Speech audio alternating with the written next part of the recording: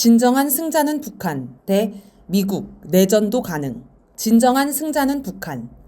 5월 7일 BBC 코리아는 우크라이나 무기조사관이 하르키우에 떨어진 한 미사일을 분석한 결과를 소개했습니다. 그는 미사일 부품에서 한글 지읒을 발견했습니다. 또 112라는 숫자도 찾았는데 이는 2023년의 주체 연호로 추정되며 따라서 이 미사일을 북한 미사일이라고 결론 내렸습니다. 또 미사일에 사용된 전자부품이 최근 몇 년 동안 미국, 유럽에서 제조된 것이며 심지어 2023년 3월 제조된 미국산 컴퓨터 칩도 있었다고 합니다. 북한이 제재를 피해 미국, 유럽산 전자부품을 불법 조달해 몇 개월 만에 미사일을 만들어 러시아 최전선에 보내고 있다는 것입니다. 그의 분석이 사실이면 그동안 미국과 서방의 대북 제재가 무용지물이었다는 것을 자인하는 것입니다. 이를 두고 데이미언 스플리터스 영국 분쟁군비연구소 부소장은 북한이 20년 가까이 강도 높은 제재를 받았음에도 불구하고 여전히 놀라운 속도로 무기 제조에 필요한 모든 것을 확보하고 있다는 점이 가장 놀랍다라고 말했습니다. 북한이 혹독한 제재 속에서도 엄청난 무기 제조 능력을 갖췄다는 것을 인정한 발언입니다.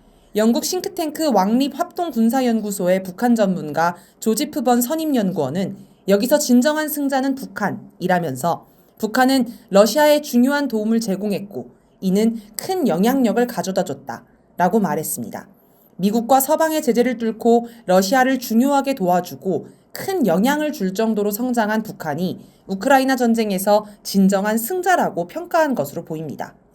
BBC는 전쟁으로 인해 전 세계를 향한 수출 창구가 북한에 제공된다는 점이 더 큰 문제라고 분석했습니다. 미들베리 국제연구소의 제프리 루이스 박사는 앞으로 북한이 중국, 러시아, 이란 블록에 속한 국가들에 미사일을 대량 공급할 것으로 예측했습니다. 북한이 중국, 러시아, 이란 등 전 세계 반미 국가들에 영향을 미치고 있는 것으로 보입니다. 북한 붕괴로는 우스운 얘기. 네덜란드 출신 한반도 전문가로 해외 매체에 북한 관련 기사를 쓰고 있는 가브리엘라 베르날 박사는 5월 1일 세계일보와의 대담에서 북한 정권이 살아남지 못할 것이라고 말하는 것은 우스운 얘기다 라며 북한 붕괴론을 비판했습니다. 미국의 많은 전문가는 북한 붕괴라는 환상에 빠져 있습니다. 빅터 차 미국 전략국제연구소 한국석좌는 북한 붕괴로 한반도 통일이 갑자기 찾아올 것이며 통일에 대비해야 한다고 주장합니다. 브루스 베넷 미국 랜드 연구소 선임연구원은 군부의 반란으로 북한이 붕괴될 것이라고 줄기차게 이야기하고 존 볼턴 백악관 국가안보회의 전 보좌관도 북한이 내부적으로 붕괴할 것이라 주장했습니다. 한국도 다르지 않습니다. 윤석열 대통령은 2023년 1월 27일 통일부 업무보고에서 통일은 갑자기 올 수 있으니 준비된 경우에만 그것을 실현할 수 있다 라고 말했습니다. 위에 미국 전문가들과 비슷한 생각을 하는 것입니다. 그러나 베르날 박사는 북한 붕괴를 정면으로 비판했습니다. 그는 북한의 리더십에 관해 흔들림 없을 것이라고 답변했습니다. 미국은 북한 정권 붕괴를 기다리고 있지만 그럴 가능성이 없다는 것입니다. 또 북한은 고난의 행군 시기와 같은 극한의 기근도 이겨냈다라며 소련이 무너졌고 공산주의가 무너지고 있었다. 중국이 독자적으로 남한과 관계를 수립하고 있었다. 그런 최악의 패에서도 북한은 살아남았다라고 말했습니다. 그는 북한 붕괴론을 희망적인 사고에 불과하다고 말하며 북한은 아무리 압박을 해도 여전히 생존할 것이다. 생존할 뿐만 아니라 군사 프로그램과 핵무기 프로그램을 계속 성장시키리라는 것을 이미 보여주었다. 라고 주장했습니다. 내전이 불가능하다는 건 순진한 생각. 미국 독립영화사 A24가 제작해 4월에 개봉한 영화 시빌워가 2주 연속 북미 박스오피스 1위를 차지하며 인기를 끌었습니다.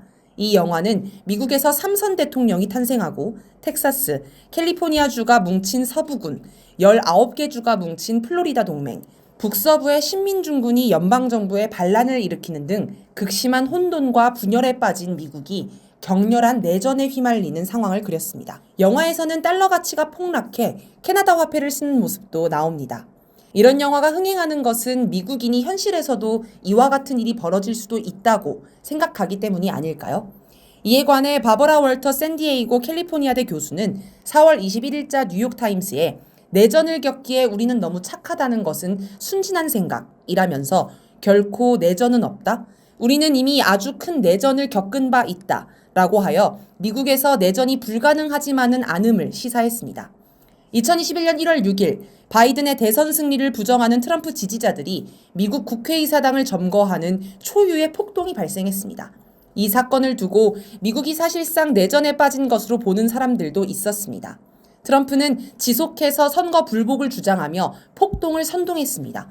당시 미국 성인 가운데 3분의 1 이상이 바이든 대통령의 당선이 적법하지 않다고 생각하고 있었습니다. 3년이 지난 후에도 후폭풍은 여전합니다. 트럼프 전 대통령은 폭동 당시 국회의사당에 가길 원했음을 스스로 인정했다고 미 의회 전문 매체 더 힐이 5월 1일 보도했습니다.